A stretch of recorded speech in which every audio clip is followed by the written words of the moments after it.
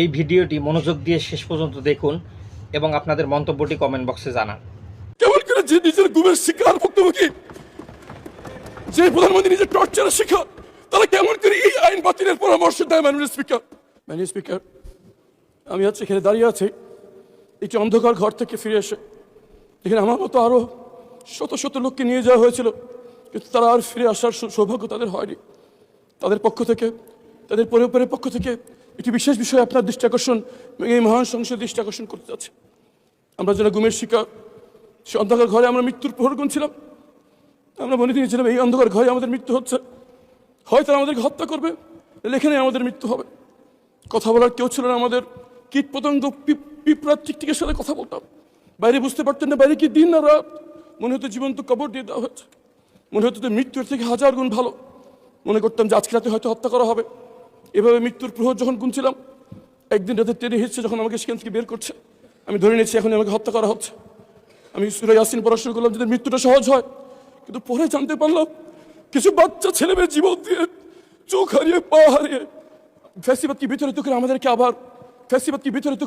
আবার দুনিয়ার আলো দেখার সুযোগ করে দিয়েছে। মানে এই সংসদকে যদি বলতে হয় তাহলে বলতে হবে মুসলিমদের মিলন মেলা। এখানে এমন একজন কেউ পাওয়া যাবে না যে গত ফ্যাসিস্ট আমলে জুলুমের শিকার হয়নি। আমি গুমের ভুক্তভোগী যারা ফিরে আসছে তাদের পক্ষ থেকে, গুমের ভুক্তভোগী পরিবারদের পক্ষ থেকে একটি বিষয় দৃষ্টি আকর্ষণ করছি।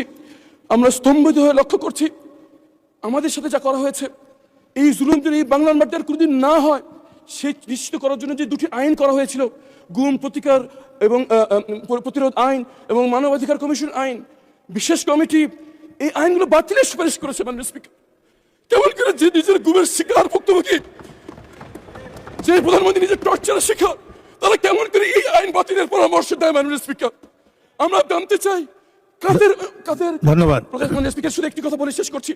আমাদের ভুক্তভোগীদের পক্ষ থেকে আমাদের আবেদন, যদি সরকার কোনো পরিশোধিত করতে চায়, এই আইনটিকে আগে অনুমোদন দিয়ে আইনের রূপান্তরিত করুক, পরে সংশোধনী বিল এনে তাকে সংশোধনী করা হোক। যদি সেটা না করা হয় 12 তারিখে আইনটি বাতিল হয়ে গেলে 13 তারিখ গুমের কোনো সংজ্ঞা থাকবে না। ধন্যবাদ।